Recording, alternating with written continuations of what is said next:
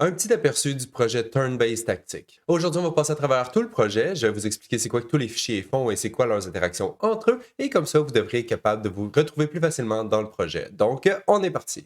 Et donc, voici le projet. C'est à ça que ça ressemble dans le code, mais je me suis dit que ça serait plus facile de vous l'expliquer avec une image, un petit dessin qui représente tous les liens entre les différents blueprints du projet. Donc, premièrement, en haut, dans la section d'en haut, on a le player. Et la section d'en haut, c'est la section qui va interagir avec le restant du jeu, qui est les sections d'en bas. Et donc, dans le player, on a deux façons d'interagir avec le jeu. On a premièrement notre pawn, qui est responsable de contrôler la caméra, et on contrôle le pawn en utilisant les touches W, A, S et D pour déplacer la caméra, la roulette de la souris pour zoomer in et zoomer out, et finalement les lettres Q et E pour pouvoir tourner la caméra dans le monde. Et ensuite, on a le blueprint de Player Action. Ce blueprint-là nous permet de pouvoir sélectionner quelle action qu'on veut exécuter dans le jeu. Donc, dans notre cas, peut-être qu'on veut lancer des sorts, peut-être qu'on veut calculer un pathfinding, on peut déplacer nos unités dans l'overworld, on peut déclencher des combats, on peut faire plein de choses. Et ce blueprint-là, le blueprint de Player Action, nous permet de sélectionner quelle action qu'on veut exécuter et ensuite on peut les exécuter avec le clic gauche et le clic droit de la souris. Donc, ce blueprint-là, il est vraiment là juste pour pouvoir mapper toutes les différentes actions qu'on a dans notre jeu à seulement deux boutons, donc le clic gauche et le clic droit.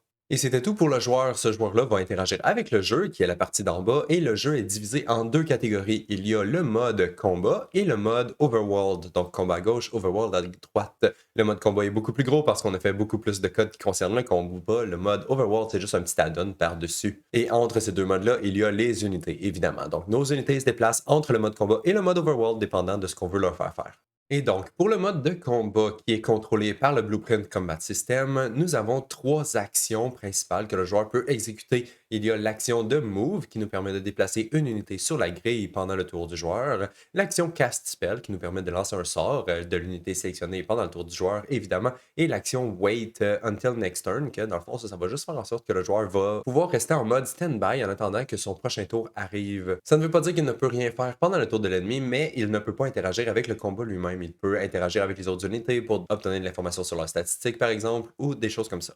Et ensuite, évidemment, tous nos combats se passent sur une grille. Donc, on a notre BP Grid qui se trouve à quelque part dans le monde qui est spawné, soit si on en a besoin ou en début du jeu et on l'active ou on le désactive dépendant si on en a besoin ou non. Et c'est ce blueprint-là qui va contenir toute l'information de la grille, évidemment, donc toutes les cases et leur statut, et ainsi que toutes les informations des unités qui se déplacent sur la grille pendant le combat. Et comme type de grille, nous avons trois grilles différentes. Nous avons la grille carré et hexagone qui fonctionne très très bien et que vous avez déjà vu dans plusieurs autres jeux. Et finalement, nous avons la grille triangle que c'était juste un essai. C'est pas très très confortable comme jeu. Elle fonctionne très bien. C'est juste que c'est pas le jeu le plus confortable au monde et c'est probablement pour ça qu'il n'y a aucun jeu qui utilise une grille faite avec des triangles. Et donc, en dessous de notre grille, nous avons le pathfinding. Le pathfinding, c'est un autre blueprint à part parce que je voulais séparer la logique, mais il fait usage de la grille pour retrouver son chemin partout sur la grille. Et donc, c'est une implémentation du A-Star Pathfinding qui utilise nos grilles, nos trois types de grilles pour retrouver son path. Il contourne les autres obstacles, il contourne les autres unités. Vous pouvez modifier le coût de chaque case, faire en sorte que les cases soient accessibles seulement par certains types d'unités, et ainsi de suite.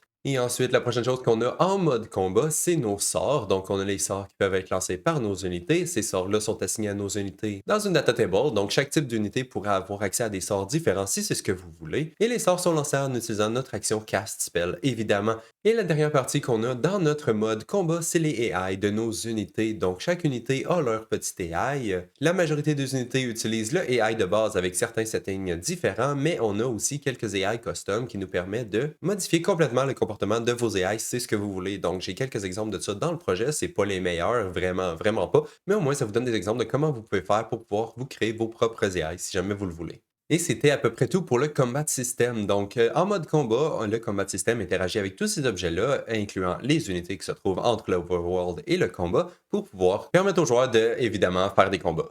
Et ensuite, si on regarde à droite, dans la catégorie Overworld, le Overworld est géré principalement par le BP Overworld Unit Group Manager, qui est un nom très très long, donc c'est pour ça que j'ai mis en tout petit ici. Mais on a la catégorie Overworld ici qui est gérée par ce blueprint-là, donc toutes les informations qui se passent dans l'Overworld, c'est géré par ce blueprint-là. Et en fait, il n'y a pas grand-chose à l'intérieur, parce qu'on ne fait pas grand-chose dans l'Overworld. On fait simplement sélectionner une unité, donc on a notre première action qui nous permet de sélectionner une unité dans l'Overworld, et ensuite on a une deuxième action qui nous permet de déplacer l'unité dans l'Overworld. Donc on sélectionne l'unité avec le clic gauche et ensuite on fait un clic droit pour la déplacer sur la map. Et comme j'ai dit, on n'a pas fait grand-chose dans le Overworld parce qu'on utilise le système de navigation d'Unreal de base. Donc on utilise les navmesh pour déplacer nos unités. Donc, les unités, on fait simplement leur dire où aller et elles se déplacent automatiquement et c'est tout. Donc, on n'a pas vraiment beaucoup de code de ce côté-là. Donc, voilà, c'était l'overview du projet dans les grandes lignes avec des petits schémas et tout. Maintenant, on va sauter dans Unreal pour que je puisse passer au travers de tous les fichiers avec vous et vous expliquer ce qu'elles font. Donc, on s'en va dans Unreal. Et donc, dans Unreal, on va principalement s'intéresser au Content Browser que j'ai juste ici et on va commencer par nos assets démo parce que c'est vraiment plus simple. On a un dossier de art ici qui nous permet d'avoir des matériaux, donc c'est vraiment juste des matériaux de base.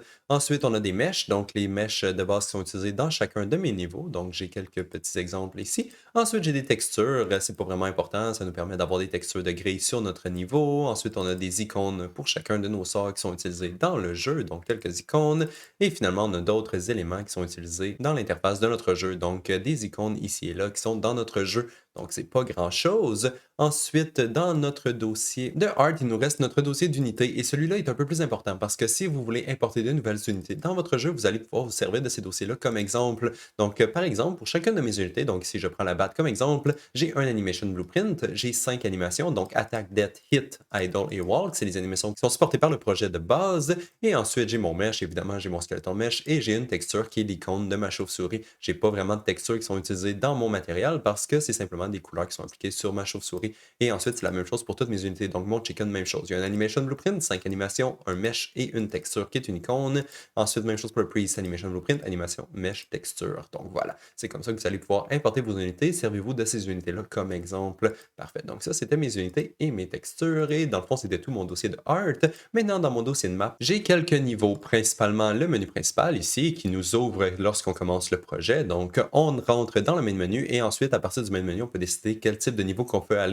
Est-ce qu'on va aller dans notre niveau de debug, dans nos maps de combat ou dans nos maps d'overworld? Le niveau de debug contient toutes les informations de debug, évidemment. Ensuite, dans nos maps de combat, c'est les scénarios de combat, comme vous avez vu si vous avez testé le projet. Et finalement, les scénarios d'overworld qui sont ici, qu'on peut se déplacer dans le monde et commencer des combats à partir de là. Là, ensuite, on a nos sub-levels ici qui contient le visuel de chacun de mes niveaux. Si vous regardez dans la hiérarchie ici de mon niveau à gauche, vous pouvez voir que dans mon persistant, j'ai toujours un hexagone, level square et triangle de disponible. Donc, je peux loader celui qui m'intéresse. Donc, si je veux faire une map en hexagone, je peux loader ce level-là. Si je veux faire une map en carré, je peux loader ce level-là. Même chose pour une map en triangle. Donc, c'est mes niveaux qui sont ici. Ils contiennent seulement le art de chacun de mes niveaux. Rien d'important pour le jeu lui-même. Et ensuite, j'ai un niveau de lighting qui me permet d'illuminer tous ces niveaux-là. Donc, j'ai mon lighting qui est juste ici, que c'est toujours le même que j'utilise, peu importe la forme de ma grille que j'utilise. Mais bon, ça, c'est la façon que moi, j'ai décidé de faire mes niveaux. Mais si vous voulez pas conserver cette technique-là, vous n'êtes pas obligé. Vous pouvez simplement vous faire vos propres niveaux comme vous voulez. C'est vraiment pas obligé d'avoir des sub-levels comme ça pour que le système fonctionne parfait. Donc là, on va retourner dans nos blueprints parce que c'est le dossier qui est un peu plus important.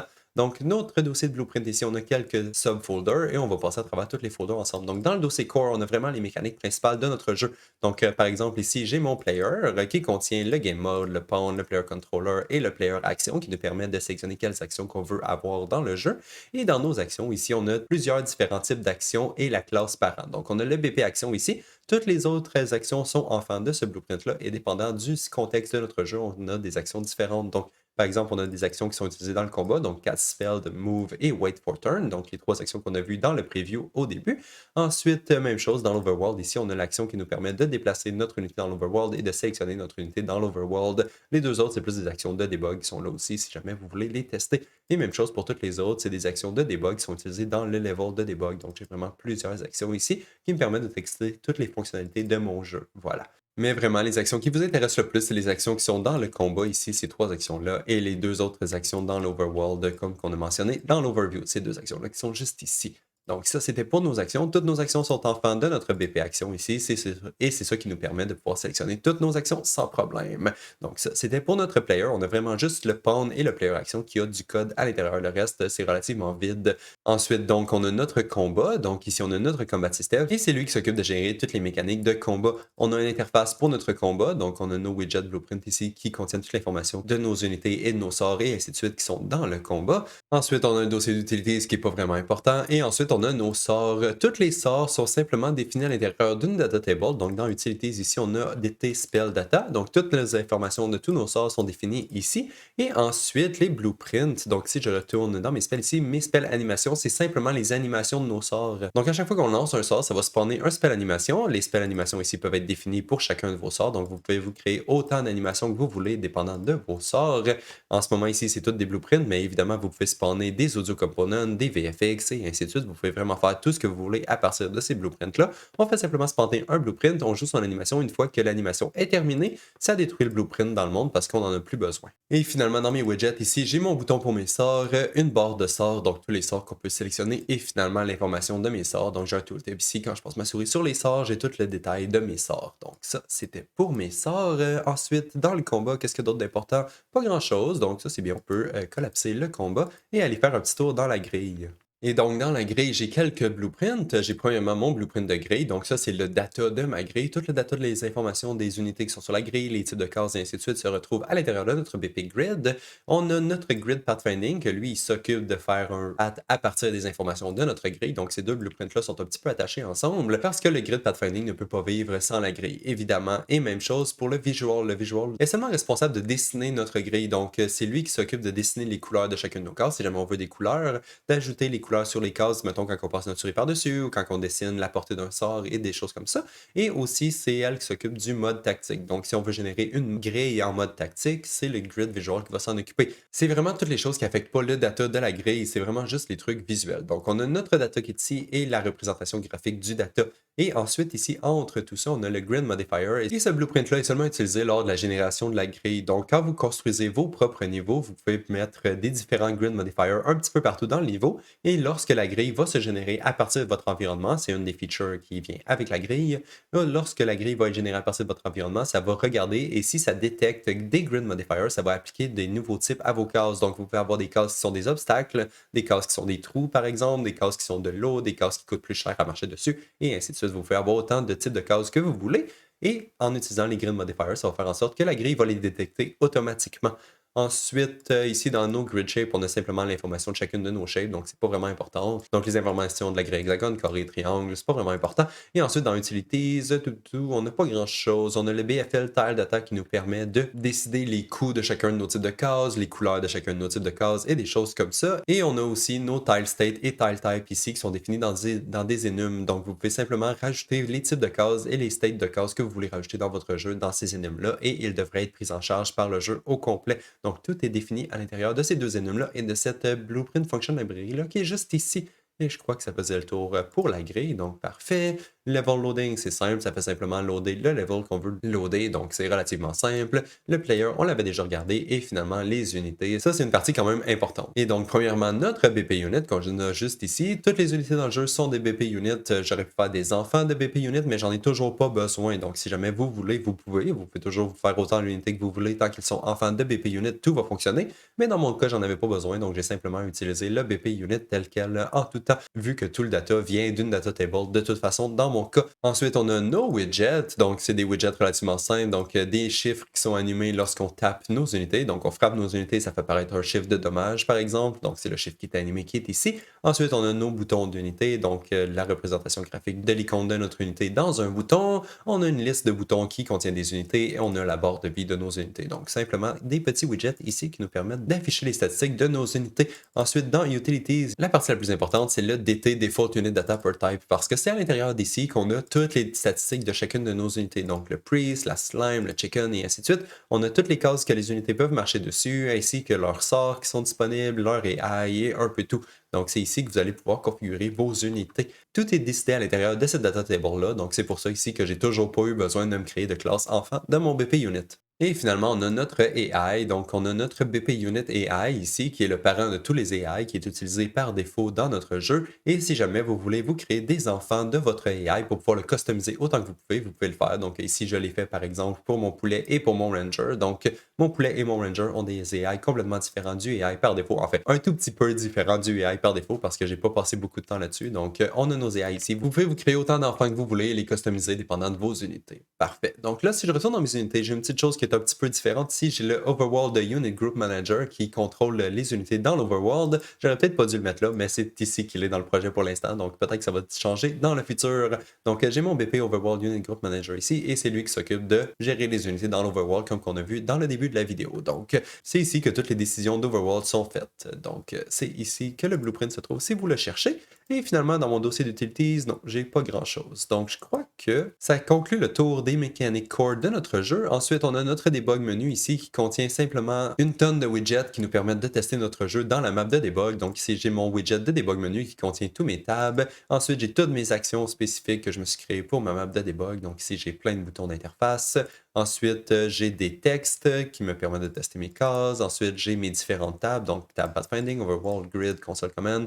J'ai toutes mes tables qui sont ici. Et finalement, j'ai d'autres widget components que j'utilise dans mes autres widgets de debug menu. Donc ça, c'est vraiment pour ma map de debug menu. Donc c'est pas utilisé vraiment dans le restant du jeu. Et finalement, dans mon dossier de Other, qu'est-ce que j'ai ici? J'ai mon main menu. Donc j'ai tous les blueprints qui me permettent de spawner mon main menu et de faire la navigation entre mes niveaux. Donc ici, j'ai mon bouton qui me retourne au menu principal. Et ici, j'ai tous mes boutons qui vont me permettre d'aller dans les différents niveaux de mon jeu. Et la dernière chose que j'ai ici, c'est mes scénarios. Donc ça, c'est des blueprints un petit peu plus utilitaires que j'utilise dans mes niveaux de combat scénario et dans mes niveaux d'overworld de scénario. Donc ça, c'est vraiment juste des blueprints qui me permettent de setter toutes les informations que j'ai besoin pour commencer des combats. Par exemple, c'est où qu'elle va être la grille, c'est quoi la grosseur de la grille et ainsi de suite. Donc on les set à l'intérieur de ces blueprints-là directement et ces blueprints-là sont responsables de les dispatcher à notre combat system, player action et ainsi de suite lorsqu'ils veulent commencer un combat. Même chose en overworld. Donc lorsqu'on ouvre notre level d'overworld, notre BP Overworld Scénario va simplement prendre toute l'information qu'on a dans l'overworld et l'envoyer au Overworld Unit Group Manager. Donc voilà, je crois que ça conclut notre petite overview rapide. Je sais que c'était très rapide, mais c'était juste pour passer au travers de tous les fichiers du projet et vous expliquer un tout petit peu ce quoi qu'ils font et c'est quoi les liens entre eux. Juste pour pas que vous soyez trop perdus si jamais vous ouvrez le projet pour la première fois et que vous essayez de comprendre comment les blueprints fonctionnent. Et ne vous en faites pas, je prévois sortir de nouvelles vidéos qui vont vous expliquer vraiment plus en détail chaque élément du jeu. Donc comment rajouter des unités, comment rajouter des sorts et ainsi de suite. Et ça, c'est vraiment ce qui est prévu pour la suite. Donc on se revoit dans la prochaine. Bye bye!